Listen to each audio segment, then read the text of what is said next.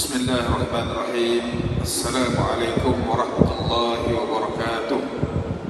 Alhamdulillahi rabbil alamin. Wassalatu wassalamu ala ashrafil mursalin Sayyidina Maulana Muhammadin wa ala alihi wa sahbihi ajma'in. Qala rabbi shrah li sadri wa yassir li amri wahlul 'uqdatam min lisani yafqahu qawli, amma ba'd. Alhamdulillah, pertama dan utamanya marilah kita merafak syukur hadirat Allah Subhanahu wa taala pada tengah hari ini kita dapat sama-sama melaksanakan solat fardu zuhur berjamaah. Mudah-mudahan segala amal kebajikan yang kita laksanakan pada hari ini diterima oleh Allah Subhanahu wa taala insya-Allah. Muslimin muslimat, tuan-tuan dan puan, sahabat-sahabat yang dirahmati Allah Subhanahu wa taala. Alhamdulillah, hari ini kita dah masuk hari yang kelima daripada bulan Ramadan. Jadi kita hendaklah bermuhasabah setelah 4 hari yang berlalu. Masuk dengan hari ini 4 hari setengah lah. 4 hari setengah kita dah melakukan melalui Ramadan. Apakah yang telah kita laksanakan selama 4 hari setengah daripada bulan Ramadan ini? Apakah amalan-amalan yang kita telah laksanakan? Yang mana kita sedia maklum bahawasanya sangat banyak amalan-amalan yang digalakkan untuk kita laksanakan dalam bulan Ramadan. Yang pertama sekali, wabil khusus, iaitu berpuasa di siang harinya. Perkara yang difardukan oleh Allah Subhanahu wa taala. Kutiba alaikumus siyam kama kutiba alal ladzina min qablikum la'allakum tattaqun. Difardukan ke atas kamu berpuasa seperti mana difardukan ke atas orang-orang sebelum kamu berpuasa. Mudah-mudahan kamu menjadi hamba Allah yang bertakwa. Kemudian antara amalan lain yang digalakkan untuk kita memperbanyakkan bersedekah dalam bulan Ramadan. Kemudian kita digalakkan untuk memperbanyakkan salat berjamaah di surau dan masjid-masjid. Kemudian kita digalakkan untuk bertarawih. Kemudian digalakkan juga banyak pelbagai amalan-amalan sunat yang digalakkan melalui hadis baginda Rasul sallallahu alaihi wasallam untuk kita laksanakan dalam bulan Ramadan. Jadi hari ini insya-Allah kita nak berkongsi di antara amalan yang digalakkan oleh baginda Rasul sallallahu alaihi wasallam, iaitu tilawatul Quran, iaitu membaca Al-Quran. Kita cek balik, hari ini dah masuk hari yang kelima, dah berapa juzuk lah agak-agaknya Al-Quran yang telah kita baca. Ada orang dah 5 juzuk, ada orang dah 7 juzuk, ada orang dah masuk 10 juzuk, ada orang belum start lagi, enjin belum buka switch lagi untuk memulakan membaca Al-Quran. Jadi muhasabah kita pada hari ini, iaitu kita hendaklah memperbanyakkan membaca Al-Quran di bulan Ramadan. Kerana Ramadan bulan yang diturunkan oleh Allah Subhanahu wa taala akan Al-Quran. Allah Subhanahu wa taala menyebutkan dalam Al-Quran, a'udzubillahi minasyaitonir rajim, syahru ramadhan alladzi unzila fihi al-Quran hudan lin-nasi wa bayyinatin minal huda wal furqan. Bulan Ramadan padanya diturunkan Al-Quran menjadi petunjuk bagi sekalian manusia dan menjadi keterangan bagi yang menjelaskan petunjuk dan menjadi pembeza di antara perkara yang benar dan yang salah. Jadi sempena dengan bulan Ramadan ini, sahabat-sahabat sekalian, kita sangat-sangatlah mengingatkan diri saya dan sahabat-sahabat sekalian untuk kita memperbanyakkan membaca Al-Quran, di mana ganjaran yang sangat besar yang Allah Subhanahu wa taala berikan kepada orang-orang yang membaca Al-Quran. Di mana Nabi sallallahu alaihi wasallam pun dalam bulan Ramadan membaca Al-Quran bersama dengan Jibril alaihissalam. Dalam hadis Nabi SAW menyebutkan bahawasanya yang bermaksud sesungguhnya Jibril akan mengulang bacaan Al-Quran bersama dengan Nabi sallallahu alaihi wasallam pada setiap tahun sekali, dan ketika tahun kewafatan Nabi sallallahu alaihi wasallam Jibril mengulangnya sebanyak 2 kali. Dan kalau kita lihat, bila mana kita nak membaca Al-Quran ini, sahabat-sahabat sekalian, kita hendaklah tahu bagaimana cara untuk mempelajari Al-Quran. Al-Quran ini perlu dipelajari. Belajar dengan cara kita berguru, dengan cara kita bertalaqi. Cari guru yang boleh mengajarkan kita akan Al-Quran, kerana ia berdasarkan peristiwa di mana Nabi SAW sendiri diajar oleh Jibril AS secara bertalaqi. Di samping itu, Nabi SAW akan belajar Al-Quran dengan Jibril pada setiap tahun, melainkan pada tahun kewafatan baginda Nabi SAW sebanyak 2 kali. Dalam hadis disebutkan bahawasanya Jibril membacakan Al-Quran kepadaku setiap tahun sekali, dan sesungguhnya Jibril membacakan Al-Quran kepadaku pada tahun ini sebanyak 2 kali. Aku tidak melihatnya, melainkan isyarah bahawa ajalku telah pun datang. Maknanya tahun kewafatan baginda Rasul sallallahu alaihi wasallam, Jibril datang 2 kali untuk membaca Al-Quran bersama dengan Nabi sallallahu alaihi wasallam. Jelas bahawa Al-Quran ini perlu dipelajari melalui dengan kita berguru dan bertalaqi. Maknanya bukan kita baca sendiri-sendiri, bukan kita faham sendiri-sendiri. Sebab kalau kita baca sendiri, belajar sendiri, faham sendiri, kita takut guru kita adalah syaitan. Kerana disebutkan bahawasanya barang siapa yang mempelajari satu ilmu tanpa berguru, maka gurunya adalah syaitan.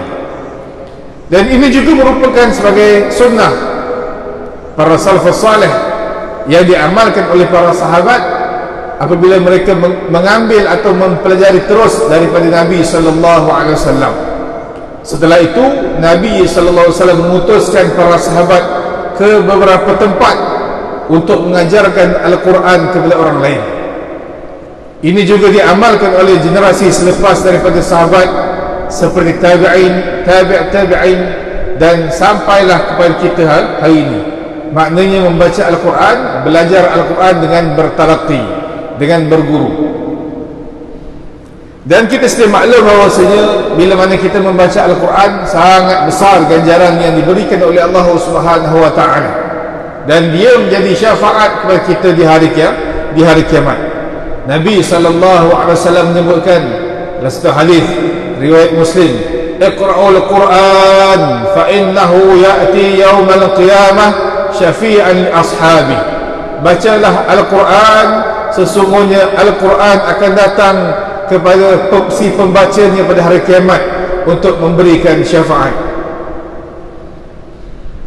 Dan terdapat juga hadis yang menyatakan bahawa puasa dan Al-Quran akan memberi syafaat kepada orang-orang yang melakukannya pada hari kiamat.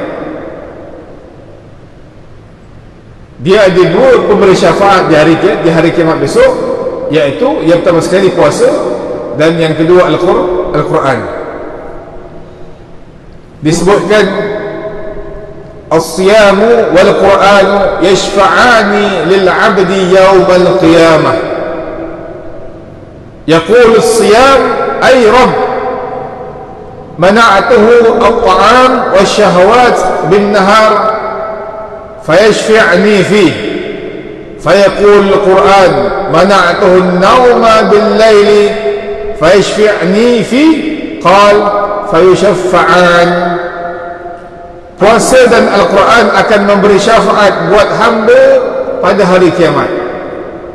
Puasa berkata, "Wahai Tuhan, aku telah menahannya daripada makan dan syahwat pada siang harinya, maka izinkan aku memberi syafaat kepadanya." Ini puasa, tuan. Kelebihan kita berpuasa. Puasa juga akan memberi syafaat kepada kita di hari kiamat, yang mana semua orang mengharapkan syafaat pada hari kiamat. Yang kita sedia maklum bahawasanya di hari kiamat besok macam-macam suasana berlaku pada individu masing-masing. Semuanya mengharapkan pelbagai syafaat daripada amalan yang pernah dilakukan. Wa majtama'a qaumun fi baitin min buyutillah yatluna kitaballah wa yatadarasunahu bainahum illa nazalat alaihimus sakinah wa ghashiyatuhumur rahmah wa hafathumul malaikah wa dzakarallahum fi man 'indah wa man batta'a bihi 'amalu lam yusri' bihi nasabuh.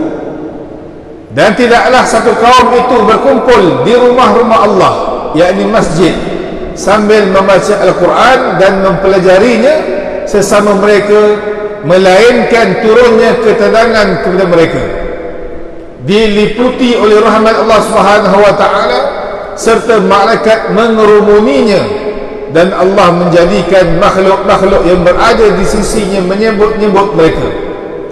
Dan barang siapa yang amalnya perlahan, maka nasabnya tidak dapat mengangkat darajatnya. Ini antara kelebihan bila mana kita berada di rumah Allah Subhanahu wa taala, kita buat halaqah Al-Quran. Maknanya bila mana lebih-lebih lagi kita dalam bulan Ramadan ni, kita mewujudkan halaqah Al-Quran di masjid, di surau dan di tempat-tempat tertentu yang mana menjadikan kita dalam halaqah itu membaca Al-Quran. Dan bila mana khususnya ketika mana kita berada di masjid, Allah Subhanahu wa taala menurunkan ketenangan kepada kita ketika mana kita berada dalam halaqah membaca Al-Quran. Kemudian disebutkan juga bahawasanya orang yang membaca Al-Quran ini diberi ganjaran yang sangat luar biasa oleh Allah Subhanahu wa taala. Nabi SAW menyebutkan, man qara'a harfan min kitabillah falahu bihi hasanah wal hasanatu bi ashri amthaliha la aqulu alif lam mim harfun walakin alifun harfun wa lamun harfun wa mimun harfun. Sesiapa yang membaca satu huruf daripada Al-Quran, maka baginya satu kebaikan dengan bacaan tersebut. Satu kebaikan dilipat gandakan menjadi 10 kebaikan seumpamanya. Dan Nabi SAW menyebutkan, aku tidak mengatakan alif lam mim itu sebagai satu huruf, akan tetapi alif itu satu huruf, lam itu satu huruf, dan mim itu satu huruf. Maknanya bila mana kita membaca Surah Al-Baqarah, permulaan Surah Al-Baqarah, kita baca alif lam mim, maksudnya ada 3 huruf yang telah kita sebutkan, didarab dengan 10 jadi 30 ganjaran yang diberikan oleh Allah Subhanahu wa taala. Itu kalau kita baca alif lam mim sahaja. Kalau kita baca Bismillahirrahmanirrahim, kan? Bismillahirrahmanirrahim ada berapa huruf tuan? Ada berapa huruf? 29 huruf. 12. Baca Bismillahirrahmanirrahim sahaja dia ada 29 huruf, kemudian didarabkan dengan 10, maka dia jadi 290 ganjaran pahala yang diberikan oleh Allah Subhanahu wa taala kepada kita. Itu kalau kita baca Bismillahirrahmanirrahim. Kalau kita baca suratul Fatihah, surah Fatihah lagi banyak, kan? Ada 143 huruf.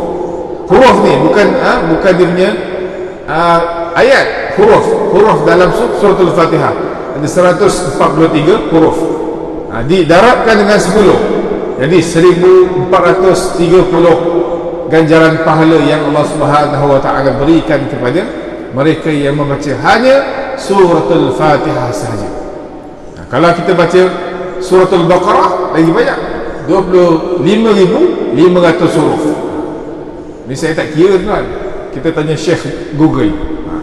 Syekh Google akan turunkan senarai. Nak kira tak larat lah kita, kan? Jadi kita tanyalah kepada Syekh.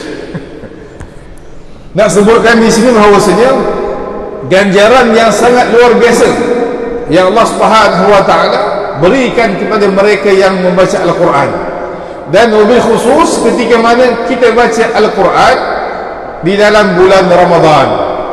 Dalam bulan Ramadan lebih lagi istimewa, lebih lagi istimewa. Tadi didarabkan dengan 10 kali ganda, kemudian ditambah lagi dengan darab dengan 70 kali ganda.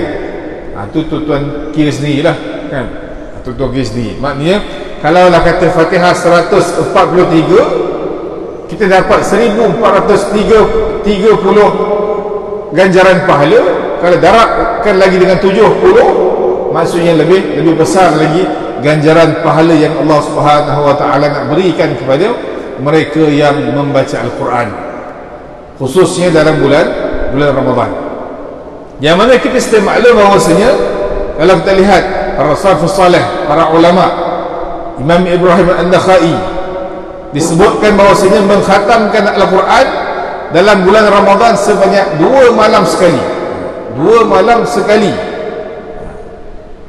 Kalau kita lihat Imam Mujahid rahimahullah ta'ala menyebutkan, kalau kata di luar bulan Ramadan beliau mengkhatamkan Al-Quran 7 hari sekali, tetapi dalam bulan Ramadan 3 kali sekali mengkhatamkan Al-Quran. Itu belum kita tengok lagi Imamuna Asy-Syafi'i rahimahullah ta'ala mengkhatamkan Al-Quran sebanyak 60 kali dalam sebulan Ramadan. 60 kali, sahabat-sahabat.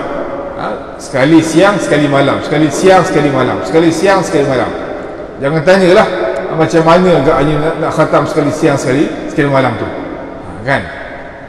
Keberkatan waktu yang diberikan oleh Allah Subhanahu wa taala kepada para salafus salih. Mereka sangat gemar ataupun rasa teruja untuk membaca Al-Quran dalam bulan Ramadan. Maka kita ni walaupun tak boleh nak seminggu khatam 7 hari sekali khatam, mungkin tak boleh. Ada sebagai orang kita memang boleh lah kan, ada sebagai kita, kebanyakan kita tak boleh. Jadi sekurang-kurangnya kita khatamlah sebulan Ramadan ni sekali, paling koman sahabat-sahabat, paling koman sebulan Ramadan ini kita boleh mengkhatamkan Al-Quran sebanyak sekali khatam. Itu kalau boleh. Tapi kalau tak boleh juga tidaklah menjadi satu kesalahan. Jangan risau. Jangan risau. Kita tak boleh khatam sampai ujung Ramadan dapat 15 juzuk sahaja, ataupun baca pelan-pelan, berdikit-dikit baca, tak ada masalah kan. Dapat 5 juzuk bulan Ramadan saja, 5 juzuk kita telah baca Al-Quran, alhamdulillah. Itu satu perkembangan yang baik sebenarnya. Orang yang mahir membaca Al-Quran dia ada kelebihan. Orang yang tak mahir baca Al-Quran dia ada kelebihan.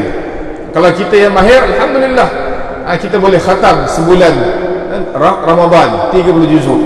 Orang yang tak mahir baca pelan-pelan, baca merangkak-rangkak, tidak ada masalah. Teruskan membaca Al-Quran. Sebab Nabi SAW menyebutkan, allazi yaqra'ul Quran wa huwa mahir bihi ma'as safaratil kiramil bararah, wallazi yaqra'ul Quran wa yatata'u fi wa huwa alaihi syaqun lahu ajran. Orang yang mahir membaca Al-Quran, dia akan bersama dengan malaikat yang mulia. Itu bagi orang yang mahir. Manakala orang yang membaca Al-Quran dalam keadaan tersangkut-sangkut, baca merangkak-rangkak, dan dia mengalami kesukaran untuk membacanya, maka dia akan mendapat 2 ganjaran pahala daripada Allah Subhanahu wa ta'ala. Ini antara kelebihan ataupun galakan yang diberikan oleh baginda Rasul sallallahu alaihi wasallam kepada kita untuk kita membaca Al-Quran, khususnya dalam bulan Ramadan. Jangan tinggalkan sehari dalam bulan Ramadan melainkan kita telah membaca Al-Quran. Kalau tak banyak apa sikit. Kalau tak boleh 1 hari 1 juzuk, kita baca 1 hari 1 muka, 1 hari 1 helai, 1 hari 2 helai, 1 hari 3 helai. Ikutlah kadar kemampuan yang kita boleh buat. Jangan paksa. Sebab kita takut bila kita paksa, maknanya dikhawatiri akan jadi cepat bosan dan kita akan meninggalkan Al-Quran buat selama-lamanya. Dan disebutkan bahawasanya dalam satu hadis Nabi SAW, kelebihan orang yang membaca Al-Quran dan mempelajarinya serta mengamalkan Al-Quran. Ini sahabat-sahabat sekalian, pengakhiran kepada bayan Ramadan kita, saya nak sebutkan satu hadis Nabi sallallahu alaihi wasallam an Abdullah bin Buraidah al-Aslami an abihi radhiyallahu anhu qala qala Rasulullah sallallahu alaihi wasallam man qara'a al-Quran wa ta'allamahu wa 'amila bih albisa walidahu yawm al-qiyamati tajan min nuri ضوءه مثل ضوء الشمس ويكسى والداه حلتان لا يقوم بهما الدنيا فيقولا بما كسينا فيقال بأخذ والدكما القرآن. Hadis rawahul Hakim. Barang siapa yang membaca Al-Quran, mempelajarinya dan mengamalkannya, maka dipakaikan kepada kedua orang tuanya pada hari kiamat esok mahkota daripada cahaya yang sinarnya bagaikan sinar matahari, dan dikenakan pada kedua orang tuanya dua perhiasan yang nilainya tiada bandingannya di dunia. Kedua orang tuanya pun bertanya, ibu ayah kita akan rasa pelik, rasa hairan, kenapa tiba-tiba pula aku dapat mahkota dari syurga ni, kan? Itu masa di hari akhirat. Kedua orang tuanya bertanya, mengapakah boleh aku dipakaikan segala bentuk kehormatan ini? Maka dijawab, kerana anak kalian telah membawa, yakni berpegang teguh kepada Al-Quran. Anak kedua orang tua ini telah membacanya, telah mempelajarinya dan telah mengamalkan isi kandungan Al-Quran, maka ketika itu di hari akhirat esok ibu dan ayahnya akan dipakaikan dengan mahkota yang sinarnya sebagai sehebat sinar cahaya matahari pada hari kiamat kelak. Jadi kesimpulan yang boleh kita buat pada tengah hari ini iaitu kita digalakkan, ambillah peluang untuk kita membaca Al-Quran. Sekarang ni kita bangun sahur, kan? Bangun sahur, kalau kata sahur tu kita bangun lewat, tak apalah.